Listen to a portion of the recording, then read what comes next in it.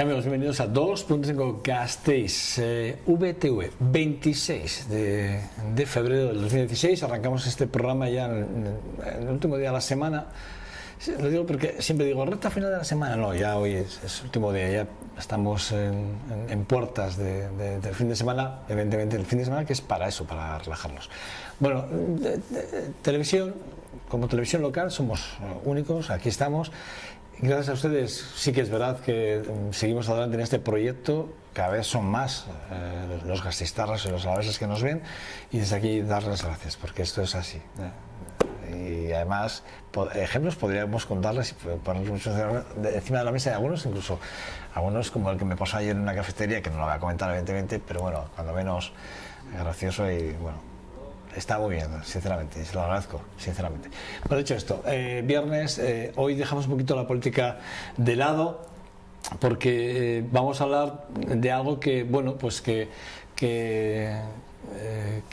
hablamos mucho del acoso o del ciberacoso.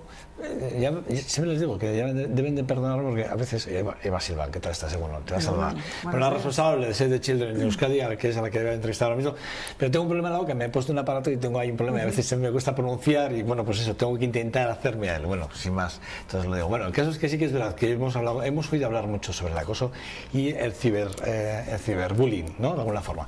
Y sí que es verdad que yo creo que muchos de ustedes, nosotros, en nuestro día a día, en nuestros círculos más cercanos de amistades, tal, seguro que más de una vez hemos comentado, pues, tal chico, o tal chica, niña, niño, bueno, tal colegio, o tal no sé qué, o tal, bueno, lo hemos oído y luego sí que es verdad que también ha habido noticias.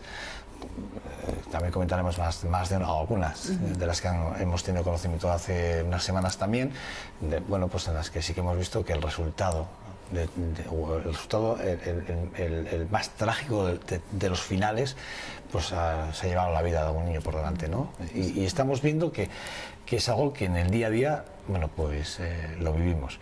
Sí que es verdad que Save the Children, y aquí la responsable a nivel de Euskadi, aquí Eva Silván, bueno, pues dabais a conocer un informe que se publicaba hace unas semanas.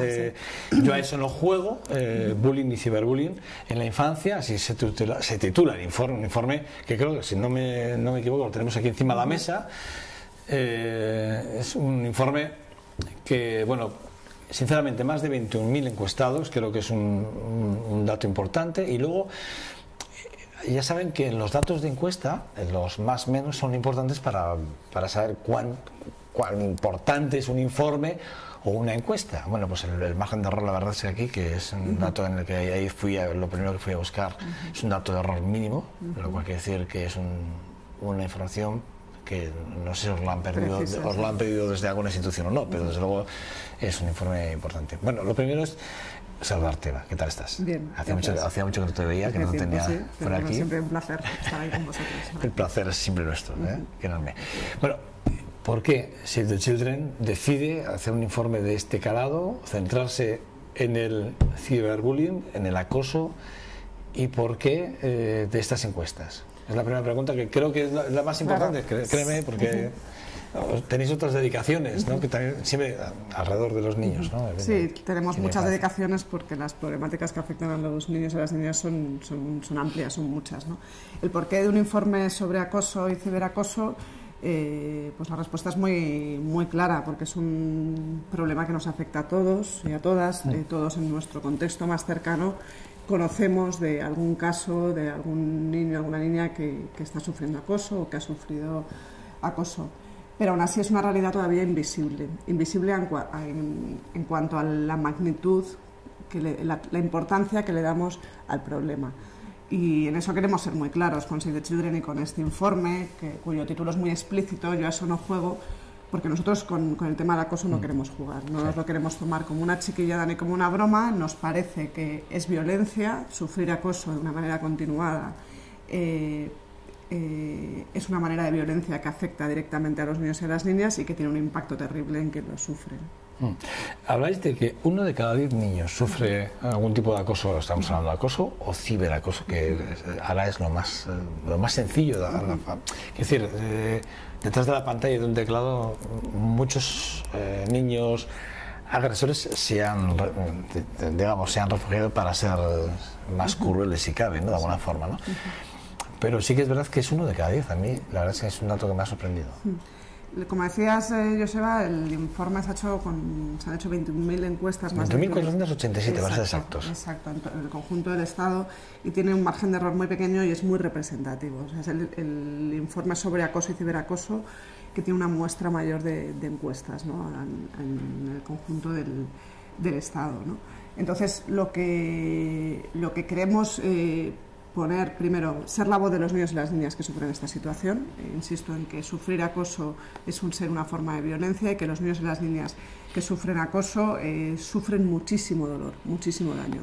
Y el acoso y el ciberacoso tienen manifestaciones diferentes. Como bien decías, el ciberacoso es esta manera nueva, entre comillas, porque ya, digamos, los smartphones están muy implantados en nuestra sociedad, y rara es la familia en la que no hay un móvil, y raras son las familias que nos enfrentan con sus hijos a diario en el debate y la discusión de si debo tener móvil o no. Pero realmente los móviles son utilizados como una herramienta de acoso importante, y que impiden romper o cerrar el capítulo de acoso hasta el día siguiente, si me permite la expresión, ¿no? Es decir, hasta ahora el acoso se producía sobre todo en el entorno educativo, en el entorno de la escuela, y cuando el chico o chica volvía a su casa, pues ahí se paraba hasta el día siguiente, ¿no? Que volvía, ¿no? Con todo lo grave que es esta situación. Pero ahora no, ahora ese fin no se continúa, ¿no? Claro. O sea, llegas a casa y sigues recibiendo los mensajes, los WhatsApp, las vejaciones, los insultos, las amenazas, lo cual hace todavía más terrible esta situación para quien la sufre.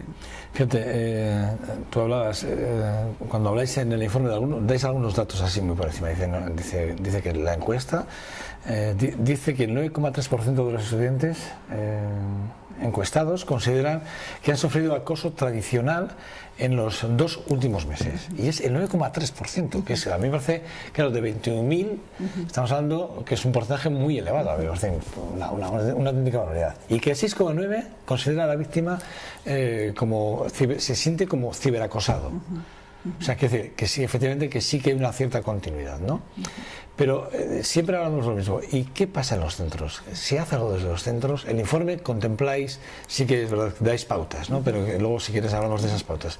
Pero ¿se contempla en las acciones que se hacen desde los centros, desde el propio Estado? ¿Hay un pacto, debería haber un pacto de Estado para ese tipo de cuestiones? ¿Sí, no? Bueno, lo que nos encontramos es con una falta de conciencia social, ¿no? Comentabas antes que lamentablemente en el último mes pues tuvimos conocimiento de un caso en Madrid del pequeño Diego que acabó con su vida después de sufrir aquella famosa carta que le envió a sus padres. Exacto, de sufrir de manera continuada acoso, y digamos, lamentablemente son estos casos los que hacen que los medios de comunicación y la sociedad en general vuelva a hablar de este tema, ¿no? Pero esto es la punta del iceberg, o sea, nos encontramos con un problema cotidiano que diariamente se produce en nuestros entornos más cercanos. Entonces, lo que detectamos es una falta de conciencia grande, o sea, una falta de conciencia de que el acoso, insisto, no es una chiquillada, no es un juego de niños, y que el niño o niña que es víctima de acoso o ciberacoso sufre muchísimo daño. Y esta falta de conciencia se traduce también en la lentitud, en ocasiones, a la hora de actuar por parte de los centros educativos, de no darle la importancia que tiene, la trascendencia que tiene, y les cuesta, en algunos casos, activar los protocolos de actuación para proteger, en primer lugar, al niño o la niña que está sufriendo acoso, y para corregir la conducta del niño o la niña agresor, ¿no? Porque no nos tenemos que olvidar que los dos son niños. Los dos son pequeños o pequeñas, ¿no? Y los dos, y sobre todo el agresor, tiene que corregir su actuación, porque si, digamos, no trabajamos en eso, pues si es violento de pequeño podrá replicar esa situación cuando sea mayor. Y sobre todo hay que proteger al niño víctima, y el niño víctima, la niña víctima, donde la escuela es el espacio más importante para cualquier niño. Esto lo sabemos todos los que tenemos hijos. Pasan 8 horas diarias allí, ahí socializan, ahí tienen sus amigos, y el niño o la niña que sufre acoso, que sufre exclusión, que es apartado del grupo, impacta de manera terrible en su vida. Entonces, sí que primero, insistir mucho en que el acoso y el ciberacoso no es una chiquillada, no es un juego de niños, que hace falta que todos tomemos conciencia, que estemos alerta, y sobre todo en el ámbito educativo, porque insisto es donde más se desarrolla la vida del niño, para ante cualquier señal actuar y mostrarle al niño o niña que sufre acoso que estamos con él y que lo que más nos importa es protegerle, ¿no? Fíjate, dentro del informe que tienes encima de la mesa, sí que es verdad que habláis de Jasper, un niño de 20 años, y cuenta su experiencia. La verdad es que se lee fácil el informe, es decir, además desde aquí es fácil entrar en la página web de Save the Children y se lo pueden descargar y leerlo. Y además ahí tienen también las pautas para los padres, que no está de más leernos. Los que tenemos hijos, yo creo que deberíamos cuando menos leerlos. Por si tenemos un hijo o hija, y luego vamos a diferenciar entre chicos y chicas, que también es importante, que está siendo acosada o acosado, o porque tenemos un hijo que puede ser acosador o acosadora. Es decir, que creo que a veces a los padres también puede costarnos reconocer que tenemos un hijo con ese perfil, y dices, bueno, tan grave es una cosa como la otra. Efectivamente, o sea, que decir, porque tú bien lo has dicho, son niños los dos, que en el fondo estamos hablando de la infancia. Y a mí este caso me ha estremecido, cuando lo he leído sí me ha estremecido, y la verdad es que es un caso que yo por eso les digo que entren, que se descarguen el documento, que merece la pena leerlo, y que lean el caso de Jasper, en el que tampoco nos vamos a centrar mucho más. Es más, lo cito para que la gente que sepa que tiene una referencia y que lo puede leer. Por otro lado, sí que es verdad, y te lo decía hace 2 segundos, y es el tema de la diferencia entre chicos y chicas. Hay muchas diferencias entre el acoso a las niñas y el acoso a los niños, ¿no?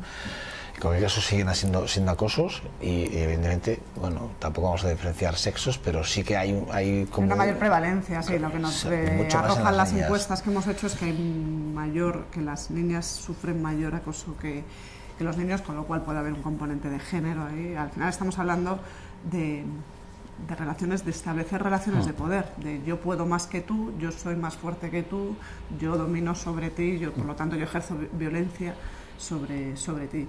Entonces, hay un mayor índice de niñas que sufren acoso o ciberacoso, al igual que hay un mayor índice de niños que son acosadores o que ejercen violencia sobre las niñas. Y otra cosa que nos llamaba muchísimo la atención a la hora de analizar las encuestas y elaborar el informe es la falta de percepción que tienen los acosadores sobre que lo que están produciendo en el otro es sufrimiento y dolor, ¿no? Ante la pregunta de por qué acosas, por qué insultas, por qué hostigas, por qué presionas a tus iguales, la respuesta era, pues no lo sé. O sea, la verdad es que no lo sé. Otros decían, la respuesta mayoritaria era desconocimiento de por qué lo hacían. Y luego la siguiente respuesta era, bueno, esto es una broma. Entonces volvemos al tema de la falta de consciencia, ¿no? Entonces, pues es muy importante, y en Save the Children estamos muy empeñados en arrojar luz a aquellos temas que son invisibles o que la sociedad todavía no ha logrado asumir como temas importantes, ¿no? Y sobre los que tenemos que actuar, ¿no? Entonces, las chicas son las principales víctimas de acoso, y al igual que también son los principales víctimas de acoso los colectivos más vulnerables, ¿no? ¿A qué nos referimos cuando hablamos de colectivos más vulnerables? Pues estamos hablando de niños y niñas transexuales, LGTB, niños y niñas con discapacidad, niños y niñas obesos, todos aquellos perfiles que se salen, entre comillas, de lo que es tan socialmente establecido, son potencialmente víctimas de acoso. Esta semana nosotros aquí entrevistábamos a una asociación, la Asociación de Niños Transexuales de Euskadi, y es un tema que nos preocupaba y lo trajimos al programa porque nos parecía que era un tema importante, porque sí que es verdad, ¿no? Tú lo acabas de mencionar, es uno de esos colectivos que claro, la percepción, el conocimiento, el saber que el otro es diferente, a veces nos genera en nosotros reacciones que son incomprensibles, ¿no? Y en los niños, repito, hay ese componente además que siempre yo digo que es un poco como muy, es brutal, es decir, es como, no me sale la palabra, tiene otro término, pero sí que es verdad, ¿no? que los niños son mucho más... sí, en determinados momentos por esa falta de conocimiento... No tienen medida, claro, esa falta de trascendencia, ¿no? de ser conscientes de que lo que están produciendo en el otro es un dolor terrible, ¿no?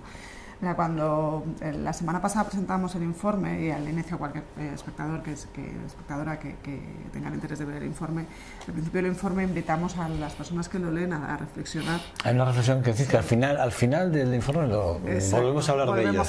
¿no? Invitamos a la persona que vaya a leer el informe que piense en cuando era niño, ¿no? Y cuando iba al colegio, y cuando acabe de leer el informe que piense en aquel niño o niña, aquel compañero o compañera que todos hemos tenido en el colegio y que era víctima que era el objeto de las bromas, el objeto de los chistes, de las bromas de mal gusto, de los insultos, y piense cómo se debe sentir esa persona pasados los años, ¿no? Todos conocemos, o sea, en todas las clases lamentablemente hay un niño o niña que es el chivo expiatorio, el objeto de todas las bromas, ¿no?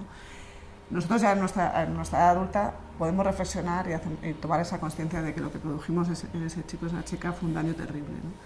¿Qué pasa? Que nos encontramos con que los niños todavía no tienen ese nivel de madurez, ese nivel de percepción de que lo que están haciendo a su compañero o a su compañera es mucho daño. Entonces tenemos que explicarles, tenemos que contarles que eso no es tolerable, que es violencia. Entonces, cuando hablamos en estos términos, cuando dabas el dato de Joseba de que 1 de cada 10 niños son víctimas de acoso, de que el 9,3% dicen haber sufrido acoso, cuando hacíamos la pregunta genérica, ¿has sido víctima de acoso?, 9 de cada 3 nos contestaron que sí. Pero cuando hacíamos preguntas más específicas de te han dado patadas, te han insultado, te han mandado mensajes amenazantes, la cifra se dispara, porque los chavales ya son capaces de identificar qué es lo que le pasa. Ante el término de acoso, no saben exactamente qué les estás preguntando, no toman trascendencia al tema.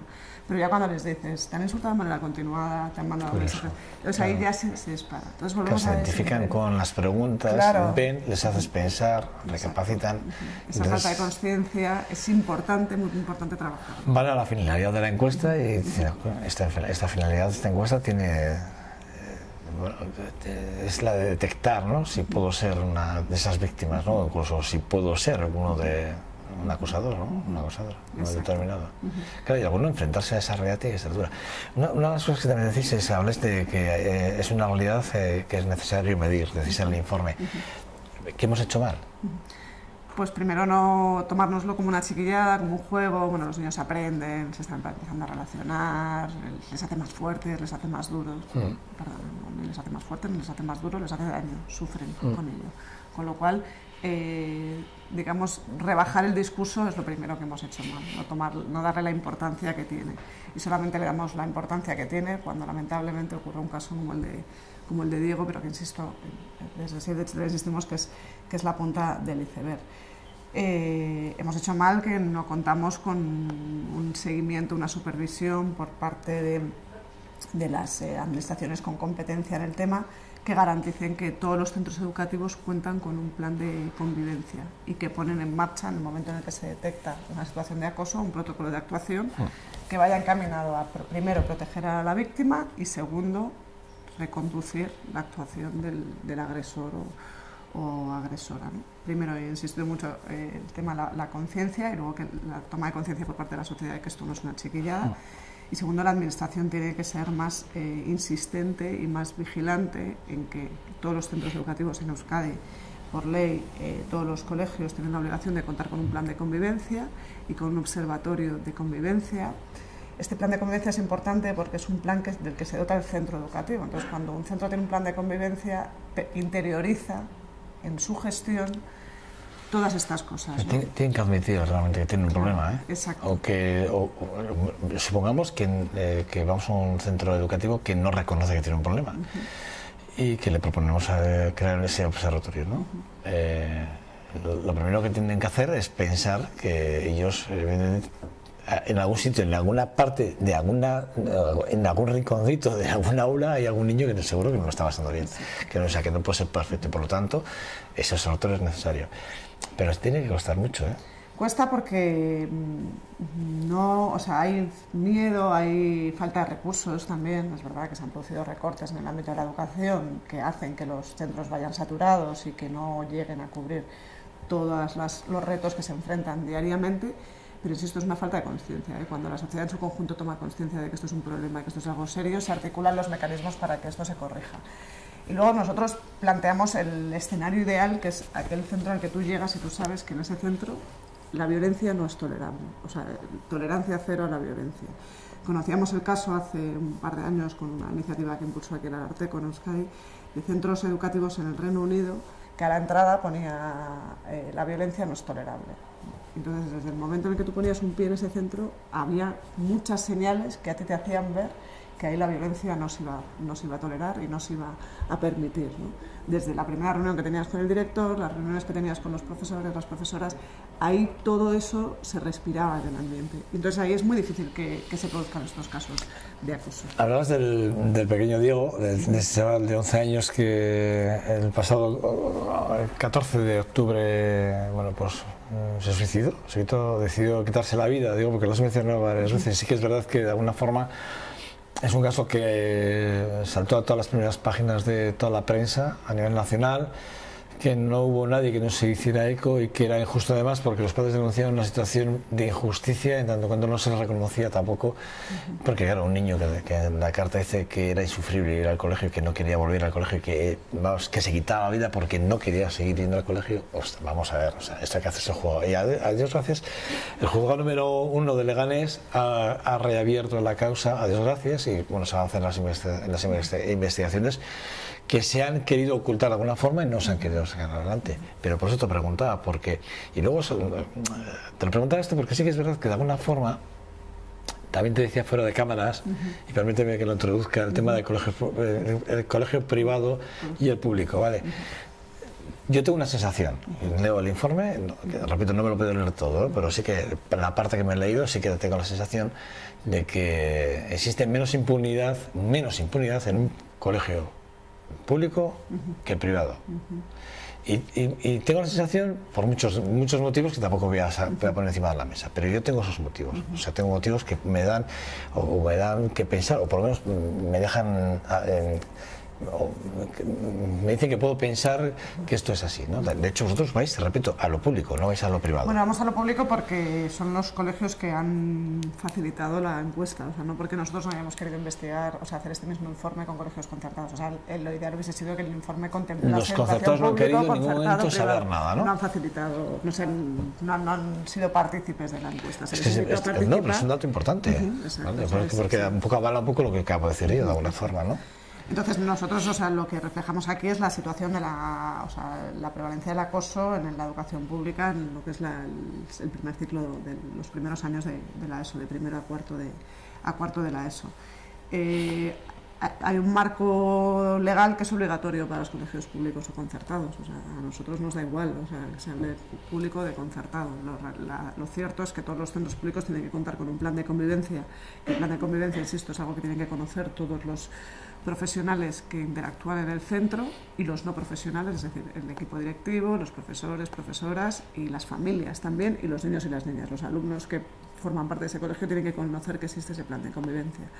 Y ese observatorio de convivencia está formado por el equipo directivo del colegio, por representantes de los profesores, por representantes de los alumnos y representantes de las familias. Y ese observatorio lo que vela es porque si en algún momento se conoce algún caso, rápidamente se articulan los mecanismos de protección. Y es curioso que a día de hoy, siendo obligatorio, hay muchos centros que todavía no lo han puesto en marcha, ¿no? Entonces, curioso. Entonces sabemos, por reuniones que hemos tenido con gente del Gobierno vasco de Educación, que a partir de ahora ya cuando vaya a inspección, hasta ahora no se pedía pues, la existencia de este plan de convivencia y ahora ya se va a pedir. Es decir, junto con otra documentación se les va a pedir a los centros que adjunten el plan de convivencia. Bueno, pues se van avanzando cosas, pero evidentemente hay un camino que recorrer. En cualquier colegio que ahora mismo un niño esté sufriendo acoso, estamos ante un drama para ese niño tan enorme que no tomar medidas es dejar a ese niño de lado, ¿no? Y voy a decir algo completamente antipopular. Lo voy a decir porque si por algo me caracterizo es porque no me gusta morderme mucho la lengua. La calidad del profesorado, yo creo que no está a la altura de las circunstancias. Yo creo que así como a ciertos funcionarios, me refiero a cuerpos de seguridad, ¿no? En este caso a la policía, a la Ertzaintza, se hacen cada ciertos tiempos unas pruebas determinadas de capacitación, evidentemente, a ver si están capacitados para seguir ejerciendo su profesión, o para cambiarles en un momento determinado de un servicio a otro. El profesorado hasta hace poco no sabíamos, bueno, era como muy corporativista, ¿no? Y de hecho, repito, y ahora voy a ir al dato de colegio público, colegio privado. El privado vive de parte de lo que ingresan de los padres y de parte de las ayudas del Estado, del gobierno. Y esa es la parte concertada. Y esa es la parte que ellos tienen que mejorar en cuanto a resultados y números. Y ahí existe mucho corporativismo. Un corporativismo que es cerrado, cosa que en lo público no pasa, porque ahí el corporativismo es institucionalizado. Es decir, es algo que... Cuidado. Es decir, a ver con quién, cómo, de qué forma, ¿no? Pero sí que es verdad que cualquiera de los dos los profesores deberían de pasar sus filtros, ¿no? Sí, deberíamos de garantizar que contamos con el mejor profesorado. Es que yo creo que vamos a un país que no cuente con los mejores profesores y profesoras, es un país que no va a funcionar. Para poner en marcha un observatorio o este plan por la convivencia dentro, lo primero que tenemos que tener en cuenta es que nuestro profesorado tiene que estar a la altura de las circunstancias, ¿no? Tú decías de esos colegios ingleses y tú decías que desde el minuto uno, desde que entras hasta que te marchas dejando a tu hijo ahí y tal, tienes la sensación que efectivamente aquí hay tolerancia cero con este tipo de cosas, ¿no? Aquí eso no pasa. Bueno, aquí es que como país nos encontramos que no hay un pacto de Estado con la educación, que la educación es víctima de recortes constantes, de que la formación del profesorado no es permanente y continuada, de que estos temas no se incorporan en las facultades de magisterio, educación social, o sea, el tema del acoso y del ciberacoso, o sea, no se incorpora. Entonces, en la educación, y esto alguna vez lo hemos comentado aquí, Joseba, es la herramienta fundamental para luchar contra la pobreza, pero es que es la herramienta fundamental para generar ciudadanos, digamos, socialmente comprometidos, saludables, con capacidades. Entonces, si somos un país que no nos tomamos en serio la educación, pues somos un país que no va a funcionar en muchos aspectos, ¿no? Y contar con el mejor profesorado sería la garantía, y profesorado comprometido, bien remunerado, cualificado, sería un paso fundamental para que estas situaciones se detectasen de manera más fácil, ¿no? Y más rápida. Sobre todo es que lo que hay que hacer con estos casos es actuar de manera rápida para que no se continúen en el tiempo y se corten en cuanto se detectan, ¿no?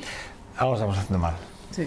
Y el informe creo que es muy bueno, y creo que el informe desvela que efectivamente España está muy por detrás de lo que se esperaba de un país en el que evidentemente los números dicen, bueno, avalan un poco, ¿no? lo que estamos pidiendo, que haya un pacto de Estado en contra de, o por la educación, a favor de la educación, ¿no? Por la educación, y luego está muy claro. Relacionado, o sea, con este informe lo que hemos querido también es elevar el discurso, ¿no? O sea, y por eso hablamos mucho de que no es una chiquillada, que no es un juego y que es violencia. O sea, queremos que la sociedad en su conjunto tome conciencia de que esto es una situación de violencia que afecta a muchos niños. En Euskadi aproximadamente alrededor del más del 6% de los niños. Sí, no hemos entrado en los datos, que los tenemos aquí. Hay datos que hablan, hay gráficos en los que hablan, que sitúan todas las regiones, desde Murcia hasta el País Vasco.